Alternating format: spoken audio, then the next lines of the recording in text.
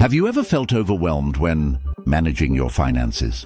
Understanding financial literacy is essential for making informed choices. This tutorial will guide you through the key concepts of financial literacy, including earning, investing, saving, spending, and credit. By the end of this video, you will have a clear understanding of how to improve your financial skills. Let's start with the basics. First, what is financial literacy? It's the ability to understand and effectively use various financial skills. Next, we look at earning income. Always strive to maximize your earning potential through various sources. Now let's talk about investing. It's crucial to put your money to work for you. Learn the different types of investments available.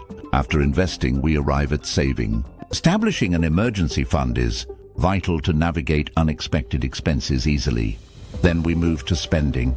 Tracking your expenses helps you understand where your money goes and where to cut back. Now let's cover credit. Understanding credit scores and responsible credit usage is fundamental for financial health.